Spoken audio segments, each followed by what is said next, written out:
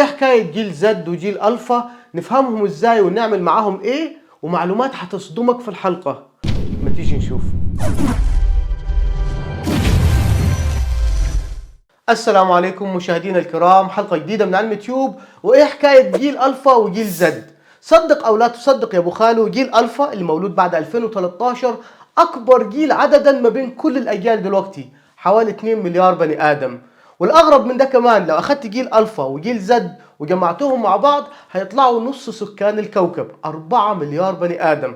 بمعنى تاني، نص سكان الكوكب ده 28 سنة فأقل. سمعك بتقول هو إيه ألفا وزد ده؟ إحنا في درس رياضيات، ترجم يا أبو خالو. أقول لك ببساطة، الأجيال بتتقسم حسب سنة الميلاد، لأن كل فترة لها التكنولوجيا والظروف بتاعتها اللي بتشكل السلوك والتفكير بتاع الجيل ده. يعني بسرعة كده، لو اتولدت بعد 2013 زي ما قلنا فأنت جيل ألفا. ده الجيل اللي اتولد والموبايل والتابلت والذكاء الاصطناعي حواليه من أول يوم. التاتش سكرين عنده بالنسبة له زي اللعبة في الشارع كده عندنا أيام الكحرطة. لو اتولدت من سنة 1997 ل 2012 ده اسمه جيل زد. ده أول جيل رقمي بالكامل، كبر على السوشيال ميديا والإنترنت السريع، وبقى الطبيعي عنده إنه يعيش ما بين الواقع والشاشة في نفس الوقت. أما بقى لو زي أبو خالو اتولدت من سنة 1981 ل 1996 ده اسمه جيل الألفية، الميلينيال. لا مش المنيل، ميلينيال. ده جيل التحول، حضرنا العالم قبل الموبايل الذكي وبعده، قبل السوشيال ميديا وبعدها. لو اتولدت من 1965 ل 1980 ده اسمه جيل اكس. الجيل الخامس لو اتولدت من 1946 ل 1964 ده بيسموه البيبي بومرز، جيل ما بعد الحرب العالمية الثانية. آخر جيل معانا لو اتولدت قبل 1945 ده اسمه السايلنت جينيريشن أو الأجيال الأكبر سنا، ودول ناس اتولدوا في الأربعينات أو قبلها.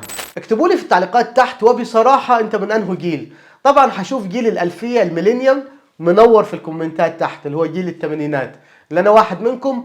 واللي على فكرة احنا لسه فاكرين ان احنا بنعافر على الرأي الليمبي بيشق طريقه، ولكن يا ابو خالو عايز اقول لك ان العظمة كبرت واحنا كبرنا ولازم نعترف بكده. احنا قدام تغير خطير ما بين كل الاجيال دلوقتي.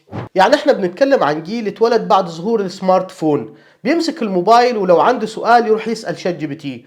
الذكاء الاصطناعي عندهم ده جزء من اليوم عادي خالص جدا.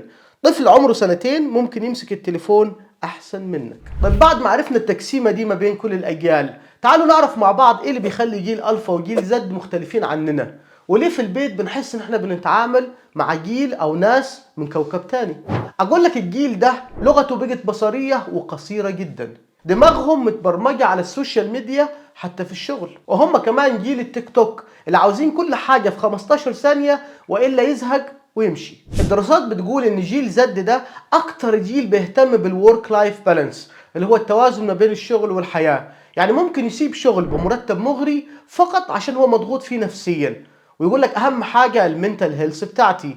احنا بقى جيل الثمانينات ما عندناش الكلام ده، انت بتضحي عشان خاطر الأسرة والبيت والأولاد والكلام ده.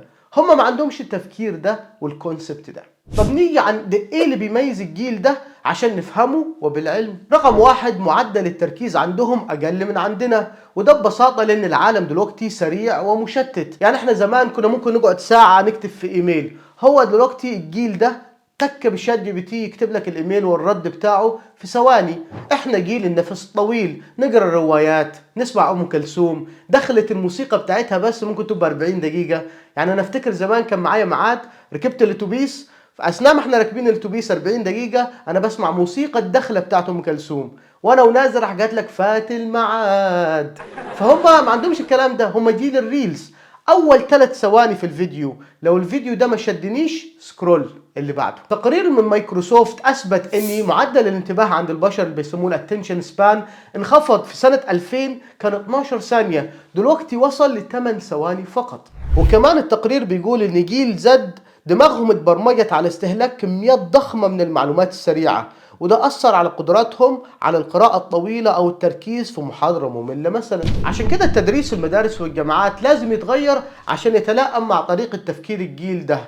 رقم 2 وهي لغة الطلاسم. احنا كنا بنقول على الشخص اللي دمه تقيل رخم، هما بيقولوا عليه كرنج. يعني عندك مثلا ابن بيقول لأبوه رونالدو ده جوت، فافتكروا معزة، وهو جوت معناها جريت اوف اول تايم، ودي معناها الاعظم على الاطلاق. ولغه الجيل ده بقت عباره عن اختصارات وشفرات، لدرجه انك لو اتكلمت مع حد فيهم تحس كده ان انت محتاج مترجم عشان تفهم هو عاوز ايه. علميا لغويات جيل زد بتعتمد على حاجه اسمها الاقتصاد اللغوي linguistic economy.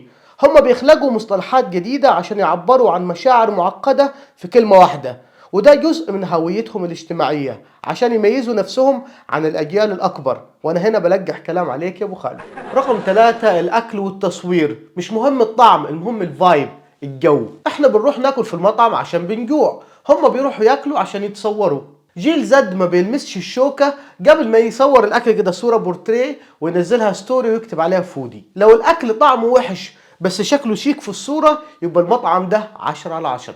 وده حسب دراسة في جورنال اوف كونسيومر ماركتينج سنة 2016 بتقول ان تصوير الاكل قبل اكله بيزود من الاستمتاع النفسي بالوجبة حتى لو الاكل طعمه عادي، لان الطقوس دي بتخلي الدماغ يفرز دوبامين اكتر قبل اول قطمة، وتحس بمتعة نفسية وانت بتاكل حتى لو الاكل سلطة صحية ما فيهاش طعم. التصوير هنا بيخليك تنبهر بالاكل زيادة. بس في دراسة حديثة من سنتين في 2024 جات وقلبت الطاولة، قالت لك انت هتستمتع لما تصور الاكل بس على حساب ايه؟ التنبيه الحسي sensory stimulation، اللي هو دماغك هتفتح وهتاكل اكتر وبسرعة وبالتالي وزنك يزيد. عشان كده جيل زد معرضين ان وزنهم يبقى اكتر. رقم 4 ودي حاجة اسمها اكتئاب المقارنة. دراسة في جامعة ستانفورد سنة 2023 ربطت ما بين السكرول والحالة النفسية بيسموها الديجيتال انفي او الغيرة الرقمية. سمعك اللي بتقول ايه الكلام الملعبك ده يا ابو خالو؟ ترجم تاني. يعني الدراسة دي بتقول لك ان الجيل ده بيتعرض لحياة الاخرين المثالية 200 مرة اكتر مننا. ببساطة انت اقصى امنيتك كان ان ابن خالتك يجيب عجلة وتحسده عليها، هم بيقارنوا حياتهم بانفلونسر موجود في دبي وهو مش لاقي يفطر اصلا، وده بيخلي هرمون الكورتيزول والزعل والضغط العالي يبقى عالي طول اليوم. ومع نهاية الحلقة يا ابو خالو حابب اقول لك ان جيل زد ده مش جيل غريب، هو جيل سريع في عالم اسرع. المهم ان احنا نفهم لغتهم وهم يفهموا صبرنا عشان المركب تمشي. قولوا لي في التعليقات تحت ايه اكتر جملة سمعتوها من الجيل ده وما فهمتوش معناها، ونروح دلوقتي الفقرة وهو شات جي بي تي قال ايه ونسأله عن جيل الفا وجيل زد. شات جي بي تي احنا بنصور الحلقة النهاردة عن جيل الفا وجيل زد، ازاي نفهمهم كويس ونتعامل معاهم احسن في الفترة اللي جاية. علشان نفهمهم لازم ندخل عالمهم. هم بيكبروا مع التكنولوجيا طول الوقت.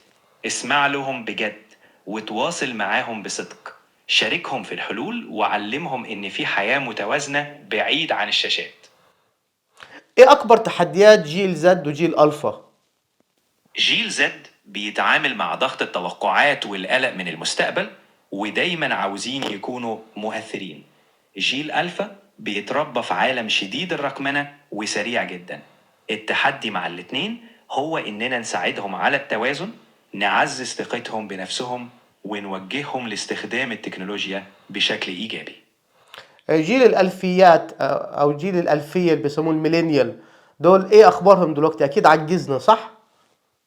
جيل الألفيات الميلينيالز لسه في عز الحياة. معظمهم في منتصف الثلاثينات لأواخر الأربعينات، بيشتغلوا بيربوا أسر وبيحاولوا يوازنوا بين الطموح والاستقرار. يعني بالعكس دول حاليا عايشين قمة النضج. يا ربنا يكبر بخاطرك يا والدي، والله شكرا. ولا يهمك، أنا معاك على طول، وبإذن الله نفضل نكبر بخاطر بعض. أي حاجة تحتاجها أنا جاهز.